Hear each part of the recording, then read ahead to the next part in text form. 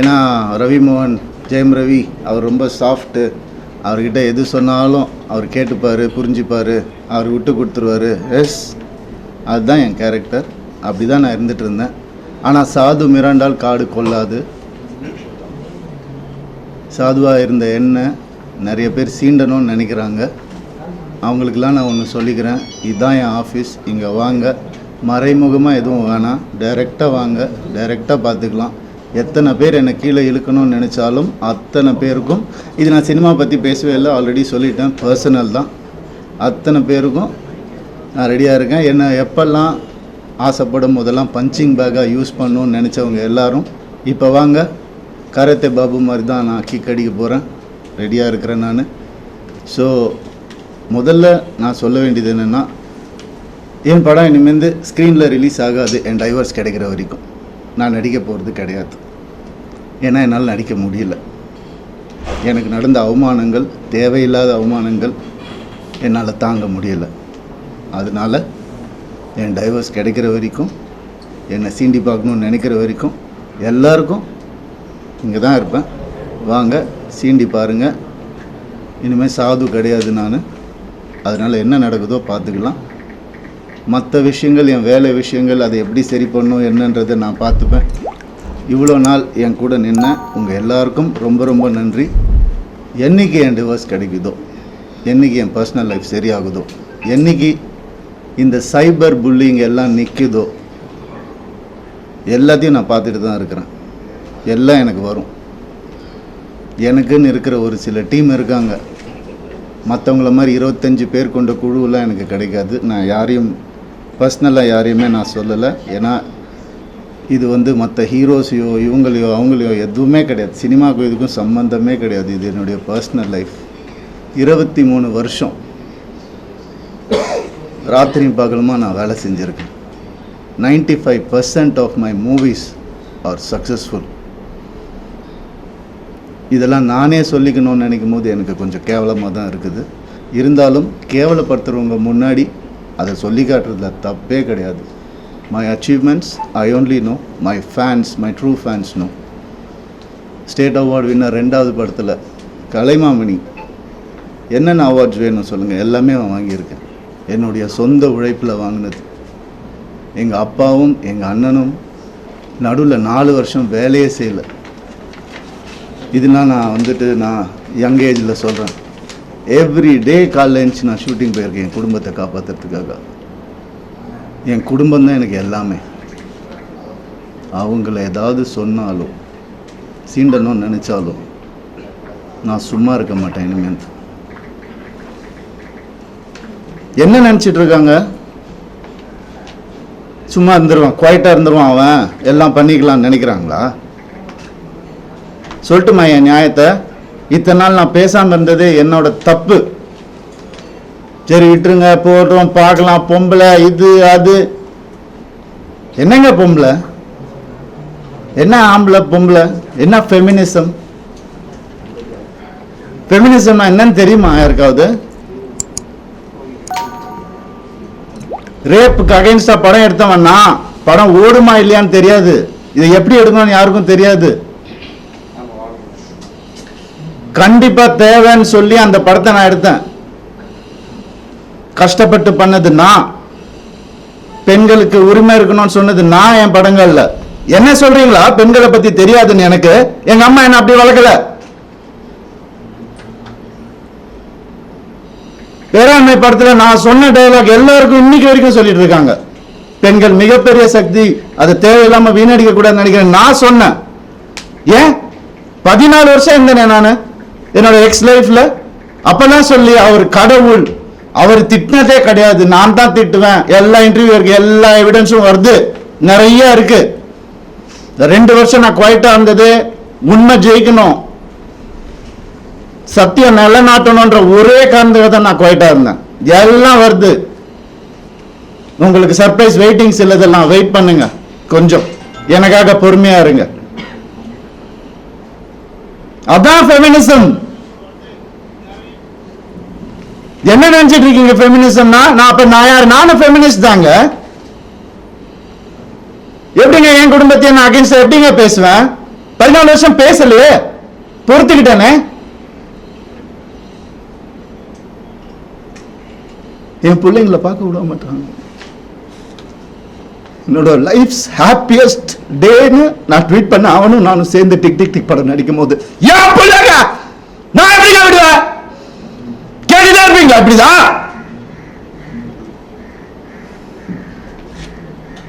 50 லட்சம் ரூபா தெரியுமா? 2 பேரும் ஸ்கூல் ஃபீஸ். எத்தனை வருஷம் நான் கட்டி பார்த்துட்டு இருக்கேன். அவங்களுக்கு நல்ல லைஃப் கிடைக்கணும்னு. குழந்தைங்க பத்தி, என் பாசத்தை பத்தி பேசாதீங்க. நீங்க உங்க யாருக்கும் எதுவுமே தெரியாது. டெய்லி நைட் உட்காந்து அவன் செஸ் கத்துக்கிறான். சின்ன பையன் டெய்லி உட்காந்து விளையாடுவான். அவன்கிட்ட தோத்து போவேன் நான். என்ன சொல்றீங்களா? குழந்தைங்க மேல அன்பு இல்லைன்னு பார்க்க விட மாட்டாங்க. போன் கான்ஃபிஸ்கேட் பண்ணி வச்சிருக்காங்க. ஸ்கூல்ல பாடி கார்டு அனுப்புறாங்க. என் பசங்க பார்க்கணும் இந்த வீடியோவை. தெரிச்சு தானே ஓடி வந்தேன் நான். அந்த லைஃப் பிடிக்கலன்னு இத்தனை நாள் இருந்தால அப்பெல்லாம் தெரியலையா? நான் அப்பெல்லாம் பார்த்துக்கல. எவ்வளவு கோடியில வீடியோல கேளுங்க போய் வெளியில ஈஸியாரே சொல்லும். யாருக்காக? எல்லாம் அவங்களுக்காக தான் நான் பண்ண. இருக்கும் போது பார்த்துக்க முடியலன்னா இல்லாதப்ப மூடிட்டு இருக்கணும். ஒரு குழு அமைச்சு இவங்களை இப்படி காசு கொடுத்து இவங்கள அப்படியே எனக்கு தெரியாத அதெல்லாம் பண்றதுக்கு பிறந்து வளர்ந்தவன் சொல்லி கொடுத்ததே நான் தான். ஏன் தெரியுமா? நான் திரும்பி வந்த 6 மாசம் நான் காணாம போயிருந்தேன். வேணாம் தேங்க்யூ. இது ஃபெமினிசம். என்கிட்ட கேட்குறாங்க எப்படி அவன் வரான் பார்த்துடலாம் ஷூட்டிங்க்குன்னு. ப்ரொடியூசர் ஆக்குனதே நான். என்கிட்ட கேட்குறாங்க யாராவது பார்த்துருக்கீங்களா? குடும்பமா ஒரு எக்ஸ் குடும்பம் வந்து இன்டர்வியூவில் வர்றது யாராவது பார்த்துருக்கீங்களா? எனக்கே தெரியாது. சர்ப்ரைஸ் தான். வந்து ஏன் மாப்பிள்ள, ஏன் இது, ஏன் அது, எதுக்கு? நான் பாட்டுக்கு தானே இருந்தேன். அப்படியே போயிருக்கலாமே. எதுக்கு சுரண்டி ரத்தம் வர்ற அளவுக்கு உயிர் போற அளவுக்கு சுரண்டுனா என்னங்க பண்றது ஒரு மனுஷன்? எனக்கு இப்படிலாம் பேச தெரியாதா?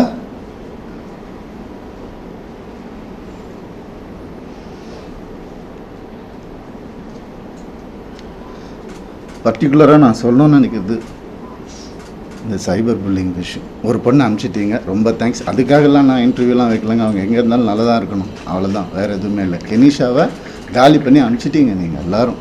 சைபர் புல்லிங் உங்களெல்லாம் நான் சும்மாவே விட போகிறதில்ல. என் அண்ணனுக்கு நடந்ததுனால, தம்பிக்கு நடந்ததுனால நான் இதான் பண்ணுவேன். ஏன்னா நான் யாருன்னு தெரிஞ்சவங்க சில பேர் மட்டும்தான். நான் உண்மையாக யாருன்னு தெரிஞ்சவங்க எனக்கு சப்போர்ட் பண்ணுறவங்க. எந்த ஹீரோவாவது இன்னொரு ஹீரோவை பற்றி சொல்லுவானா அவன் மனசால கூட யாருக்கும் கெடுதல் நினைக்க மாட்டாங்க. என் கார்த்தி சொன்னான். நான் யார் பேரையும் எடுக்க விரும்பலை. நண்பன் பிரபுதேவா சார் சொன்னார். ஐசிர் சார் காப்பாற்றினார் எனக்கு. கொஞ்ச நாள் வீட்டை விட்டு நான் எதுவுமே இல்லாமல் வந்தவன் நான். இப்போ நான் வாடகை வீட்டில் இருக்கிறேன். அவங்க எல்லாம் நல்லா இருக்கு.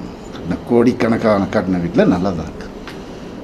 எனக்கு தெரியாத வெளியே போன்னு சொல்லி எவ்வளோ நேரம் ஆகும் எனக்கு? என்னங்க இதெல்லாம்? ஒரு மனுஷனை நிம்மதியை வேலை செய்ய விடாது எப்படிங்க?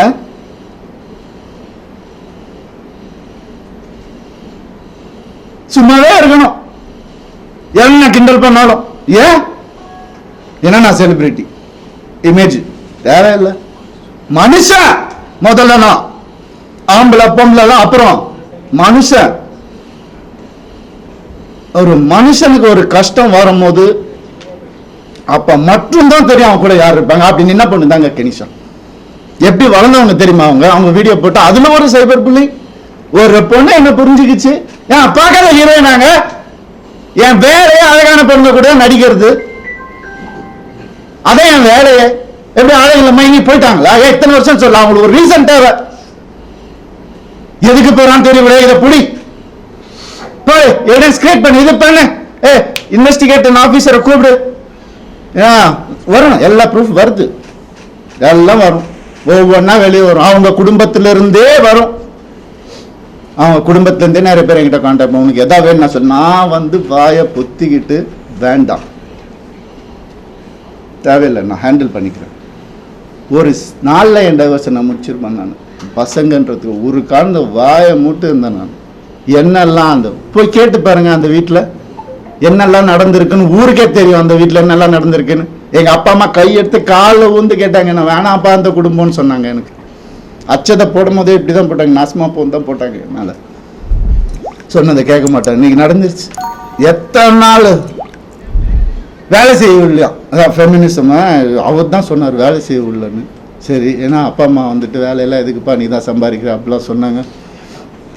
சரி, வீட்டை விட்டு வெளியே வந்துட்டோம். அப்பயாவது கேட்க வேண்டியது என்ன, ஃபெமினிஸ்ட் இருந்தா என்ன பண்ணணும், நான் போவேன் வேலைக்குன்னு சொல்லியிருக்கணும்ல. என்ன நினைச்சிட்டு இருக்காங்க எல்லாரும். இதுல வேற ஒரு சப்போர்ட் அவங்களுக்கு, அந்த இது பேர்ல எடுக்கக்கூடாது, கேஸ் வரும். புரியுது எனக்கு. ஆல்ரெடி 100 கேஸ் இருக்கு என் மேல, ஆல்ரெடி கடன் இருக்கு, எல்லாமே இருக்கு என் மேல. இருந்தாலும் உங்க எல்லாருக்காகவும் நான் சிரிச்சுக்கிட்டே இருக்கேன். எப்பவுமே சிரிச்சுக்கிட்டே. எங்கேயாவது எனக்கு சோகம் தெரிஞ்சுதான். ஏன்னா நான் சந்தோஷமா இருந்தேன். நான் தெரிச்சு தானேங்க வந்தேன். வந்தவன கூட நிம்மதியாக வாழ விடாட்டி ஒரு ஒரு ஒரு சின்ன ஒரு ஒரு அன்பு இருந்திருந்தா எதுக்கு வந்திருப்பேன், ஏன் வந்திருப்பேன், யாராவது யோசிச்சு பார்த்தீங்களா? நான் இப்படி பேசணுமா? இத்தனை வருஷம் நான் கஷ்டப்பட்டு வாழ்ந்து என் மேல ஒரு பிளாக் மார்க் இல்லாம 23 வருஷம் எவனாவது இருக்கா? நான் கேட்டு பாருங்க. 23 வருஷம் எப்படின்னு புரியல எனக்கு. எப்படி ஏன் நிம்மதியா இருக்க விட மாட்டீங்க எனக்கு புரியல. என்ன தப்பு நான் செஞ்சேன்? லீகலா தான் தப்பு செஞ்சேனா நானு? இல்ல. எப்படி 45 வயசுல எப்படிங்க அந்த அழகு பின்னாடி ஓடுற என்னங்க பேசுறீங்க? அதனால நீங்க நடிகர் தான் என் வேலையை அப்பதான் போடாத, இப்ப ஏங்க ஓடணும்? ஒரு ரீசன்.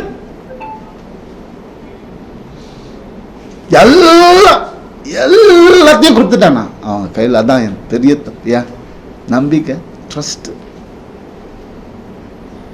என் லைஃப், இது எல்லாத்தையும் கொடுத்துட்டான். அப்படியே எனக்கு ஒரு அக்கௌண்ட் கூட கிடையாது என் பேர்ல, தெரியுமா உங்களுக்கு? ஒரே அக்கௌண்ட் தான் எனக்கு இருந்துச்சு, ஜாயிண்ட் அக்கௌண்ட், எக்ஸ் ஃபேமிலியோட. எங்க சொன்னாலும் ஸ்வைப் பண்ணாலும் உடனே போய் என்ன எதுனால என்ன ஏன் இவ்வளோ, நான் தானே சம்பாதிக்கணும். ரொம்ப அநியாயம் நடந்திருக்கு எனக்கு ரொம்ப அந்த வீட்டில் ரொம்ப அநியாயம் நடந்திருக்கு. சொல்ல முடியாத அளவுக்கு அநியாயம் நடக்குது. அதனால தான் நான் வாங்கி போட்டேன். அசிங்கமா. ஏன் என் நேச்சர் அப்படி.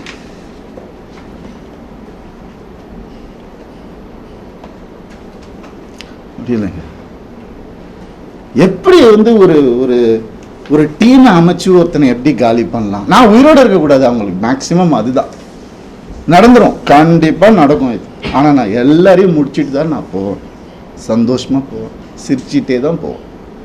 ஆல்ரெடி எல்லாம் ஸ்டார்ட் ஆயிடுச்சு. ஃபோக்கஸ் பண்ணிக்கோங்க. I started hurting myself. என் குழந்தைங்களை என்னை பார்க்க விடல. I started hurting myself. தான் இந்த கை பார்த்துக்கோங்க, நார்மலாக தான் இதுதான் நடக்கும். அதான் உங்களுக்கு வேணும். I gave into everything, not anymore. வர சொல்லுங்க, மொத்த ப்ரூஃபும் இருக்கு என்கிட்ட. வர சொல்லுங்க, தேடி என்ன வேணால் நடக்கட்டும். சாரிங்க, நான் நடிக்க மாட்டேன். ஸ்க்ரீனில் எப்போ என் படம் வரும் எனக்கே தெரியாது. எனக்கு சப்போர்ட் பண்ணுறவங்க சப்போர்ட் பண்ணிட்டு தான் இருக்காங்க. அதனால் உங்கள் எல்லாரையும் சாரி சொல்லிக்கிறேன். தயவு செஞ்சு வேண்டி கேட்டுக்கிறேன், என்னோட இந்த டெசிஷனை அப்படியே விட்டுருங்க. என்னால் வேலை செய்ய முடியல. நான் என் பர்சனல் லைஃப்பை க்ளீன் பண்ணிவிட்டு எனக்கு என்ன இமேஜ் இருந்ததோ அதை நான் காப்பாற்றிக்கிட்டு நான் கண்டிப்பாக திரும்பி வருவேன். அது கடவுள் கையில் இருக்குது. இது எவ்வளோ சீக்கிரம் முடியுமோ நான் சீக்கிரமாக முடிச்சிடுறேன்.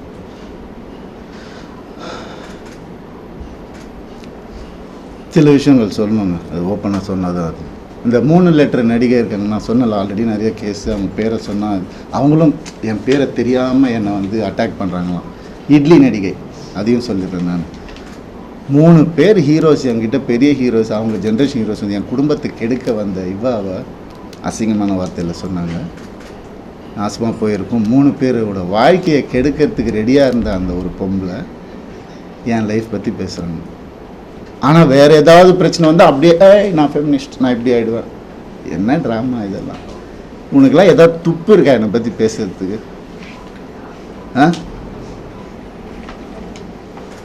எப்படி இப்படிலாம் மனுஷங்க இருக்காங்கன்னு புரியல எனக்கு. நான் யார், நீ யார்? பர்சனல் லெவலில் டச் பண்ணது. என்னோட நல்லா நடிப்பியா, நடிச்சுக்கோ. ஐயோ காலில் நானே உழுறேன். அவார்டு வாங்குறியா, வாங்கிக்கோ. பர்சனல் லைஃப்பில் மனுஷன் இவன் தப்பான மனுஷன் நீ அதாவது பேசின நீ இன்னொரு தடவை உனக்கு என்ன அறிகதை இருக்குது பேசுறதுக்கு? நீ என்ன பெத்தியா? இல்லை வந்து இல்லை அடி.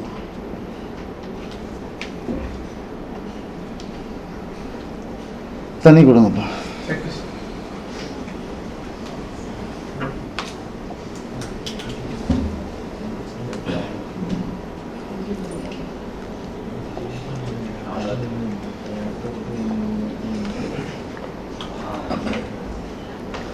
ரத்தம் வாந்தி வந்துட்டு இருக்கேன் எனக்கு. பிளாக் மேஜிக் பண்ணிட்டு இருக்காங்க எனக்கு.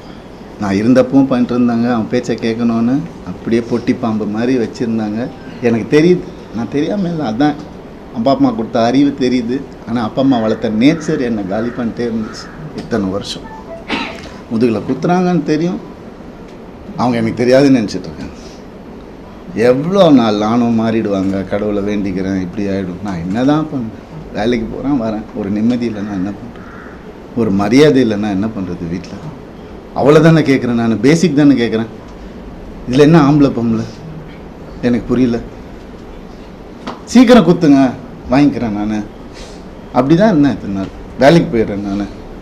ஏன் இப்போ நான் வெளியே போய்ட்டு யார் கூடயோ போனது தான் உங்களுக்குலாம் தெரியும். அதுக்கு முன்னாடி நான் 2 வருஷம் ஹோட்டலில் அங்கே இங்கே தங்கினதெல்லாம் உங்களுக்கு தெரியாது. இல்லை, யாருக்கும் தெரியாது. ஏன்னா நான் சொல்லலை. 4 வருஷம் இன்னையோட 4 வருஷமாக எனக்கும் சம்மந்தம் இல்லை. இப்போ நடந்தது தான் அவங்க எல்லாருக்கும் தேவை. அதை தான் அப்படியே ஜோடித்து இப்படி பண்ணி கிளாசிக் வச்சுருப்பாங்க நிறையா. ஏஐயில் க்ரியேட் பண்ணி எவிடன்ஸ் எனக்கு தெரியாது. அது ரியல் எவிடன்ஸே எடுத்துகிட்டு வரேன். எனக்காக பேசுகிறவங்களும் இருக்காங்க. இதெல்லாம் தப்பு. ஒருத்தரோட வாழ்க்கையில் விளையாடக்கூடாது, ஒருத்தரோட இமேஜில் விளையாடக்கூடாது. என்ன நடந்துச்சு உங்களுக்கு எப்படி தெரியும்? இப்போ இருந்து பாருங்கள் 2 நாள் முடியுமா? இல்லை, இப்போ இருந்தவங்களுக்கு தானே தெரியும். நீங்கள் ஏன் பேசுகிறீங்க? சைபர் புல்லிங் பிரிக்ஸ். உங்களால் எத்தனை பேர் செத்து போயிருக்காங்க தெரியுமா உங்களுக்கு?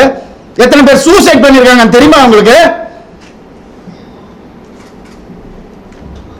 நான் போயிடுவேன், உங்க எல்லாரையும் எடுத்துட்டு தான் போவேன் நான். பிளடி குழந்தைங்கள்ல இருந்து டீனேஜர்ஸ்ல இருந்து உங்களால செத்து போயிட்டு இருக்காங்க. சைபர் புல்லிங் பிரிக்ஸ். வெக்கமா இல்ல உங்களுக்கு?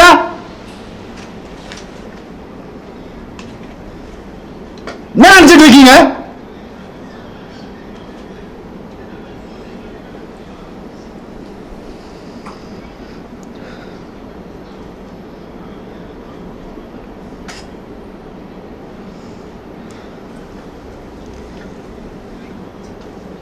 பண்ணி தாங்க ஆகணும், வேறு வழி இல்லை எனக்கு.